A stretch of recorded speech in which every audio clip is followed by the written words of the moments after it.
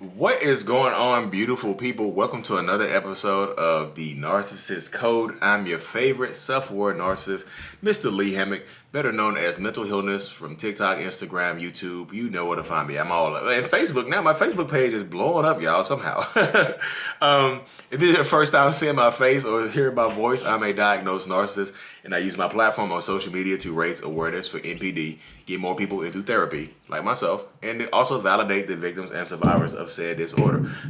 Today's episode is going to ask you the question: do you really love the narcissist, or are you addicted to them? Because so many people ask me, can narcissists love? Can a narcissist really love you? Can a narcissist be in a healthy relationship? Can a narcissist really truly fall in love with you? Blah, blah, blah, boo, boo, boo, beep, beep, beep. I'm not worried. Like, I feel like, do you really love the narcissistic person in your life, or are you addicted to them? Because that's one of the questions I ask so many people. Like, do you really love them, or are you addicted to them? Because addiction and love, they look parallel. They run parallel a lot of times. They look the same. They really, really do look the same. But addiction causes you to act out of your character. Addiction causes you to act aggressively, to do the whole reactive abuse things like that. You can love a narcissist and also be addicted to them at the same time. But when you stop, sometimes you fall out of love with that narcissistic person and you truly become addicted to them, which is why it's so hard to let go. It's hard to kick an addiction. It just is. It really, really is hard to kick an addiction. There's so many people out there that could still consider themselves addicts and things like that when they're addicted to substances. But when you're addicted to a person, it's a whole different animal. It just is. So as many of you know, I've actually dated another narcissist before. I've dated a narcissistic woman before, and it was the most toxic, crazy, just enticing experience of my entire life. Which is why a lot of times people ask me, they're like, how do you know a lot of stuff from the survivor victim side? Because I've also dealt with a narcissist. I wouldn't consider myself a victim or a survivor or anything like that, but I've dealt with a narcissistic person. And I was addicted to this person. I loved her at first, the love bombing phase. We love bomb each other. It's wild, it's weird. We love bomb each other. We did all this stuff together. Cheeks are just, there's the clappity of cheeks. You know what I mean? Everywhere, anywhere, everywhere. We work together. It's just wild. That's why I tell people, don't mess around with narcissists that you work with. It's a terrible experience. Because I've done it. I've lived it. But I was addicted to this person. So much so, the trauma bond is equated to an addiction, y'all. When you fall out of love with a narcissist, you are still trauma bonded to them, even though you don't want to be with them anymore. Even though you don't want to be around that person. You know this person is dangerous for you. You know this person is not good for you. Why can't I leave them alone? Because you are addicted to them.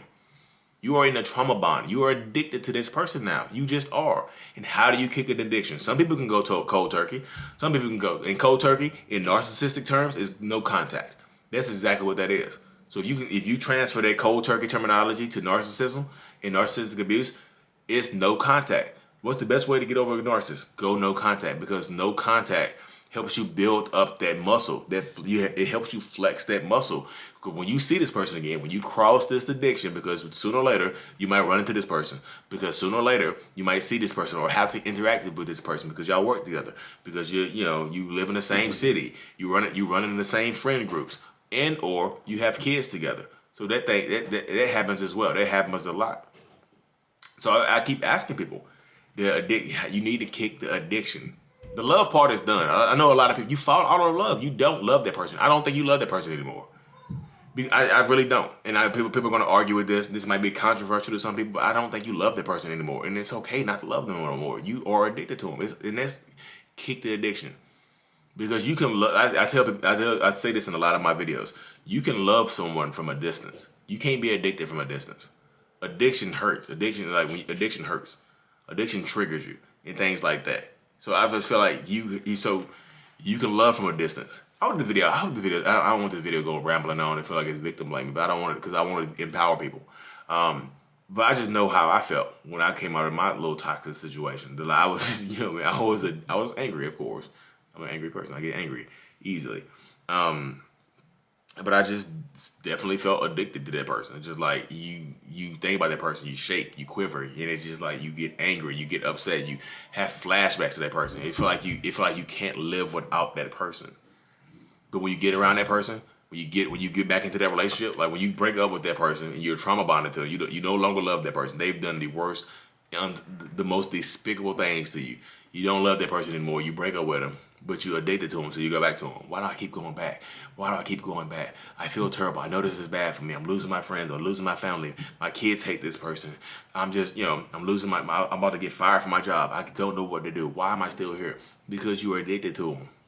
The highs and lows of that narcissistic, toxic relationship get you addicted to them. Because normal, non-narcissistic relationships, do they sometimes move kind of fast? Yeah. But it's kind of like fast on a plane. It's kind of like fast going up a slope. Narcissistic relationships start at the top of the hill and push you down like a roller coaster. You go wee, up, back up, ooh, wee, up, down, high, low.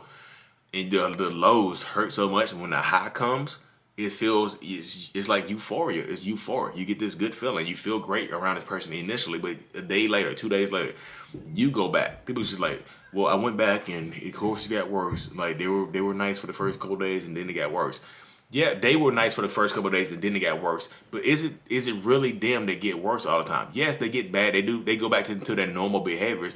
But you yourself are no longer connected to that person like you used to be, which is why I don't think you're in love with the person anymore. I just think you're in an addictive relationship.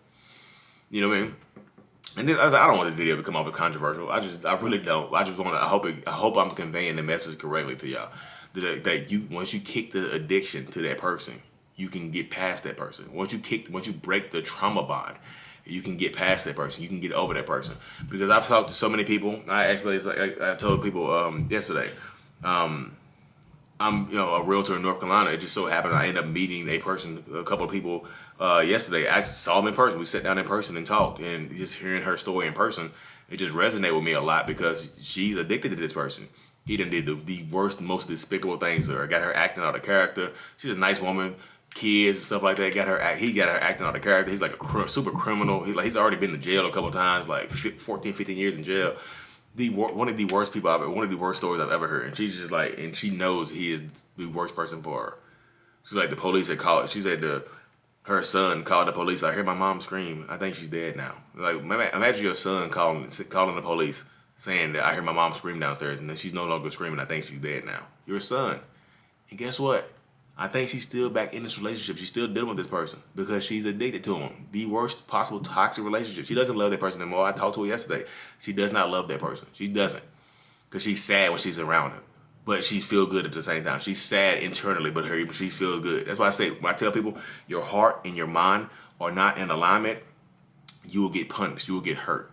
Heart-mind alignment is your heart and your brain have to be in alignment for you to have a good functioning relationship. Because if you're getting led by your heart, you're going to fall. I promise you, you will. You're going to fall. You will. You just will, because your heart. This is going to sound so pejorative and so simplistic, but your heart can't see. Your heart is in your chest, y'all. It just is. Your heart can't see. Your heart is in your chest. It can't see. It can just feel. Your brain has access to your eyes, your ears, your nose, to see, smell, touch, feel, all the other stuff. Your brain is going to lead you, which is where your intuition comes in. Which is why when you get around one of these toxic people that I don't think you're in love with anymore, that you're addicted to, that's why your heart is feeling good at first, but then eventually you go back, your brain kicks in, just like, this is not good for us. So you're happy and sad at the same time. You have dueling emotions within yourself. You do. You're dueling within yourself, because that's how I used to feel, y'all. I used to be happy and sad at the same time around this person. I used to be happy. I'm like, damn, we back around each other. But I'd be sad. I'm like, what am I doing? Like, yay, we back together. Yay, what's understood? What's understood don't need to be explained. Yay, but internally I'm dying inside. My brain is shutting down, and the trauma bond is just strong, y'all. So are you really still in love with this person, or are you just addicted to him? Because if you can understand that you no longer love this person like you used to, you're just addicted to him, I think that's step one into getting past the trauma bond. I really think this opened, like, I've been studying this thing since I started doing these videos and talking to more people and understanding their mindsets and listening to them. I listen, y'all. I'm a very good listener. I'm a narcissist. I listen. I suck up information. I sucked up the information of so many people.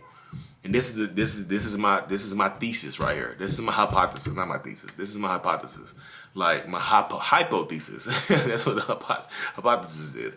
I just don't think you're in love with that person anymore like you used to. I just think you're trauma bonded and you're addicted to them. And there's a difference. And when you understand that you're no longer in love with that person, I think that can help you get past that person. It's no longer love, it's addiction. You can kick addiction because you can love from a distance. You can love somebody like, look, I love you, but we can't be together no more. We just dangerous. We toxic. We terrible together. But you're addicted to them. Like, I love you. I no longer love you, but like I can't help but be around you.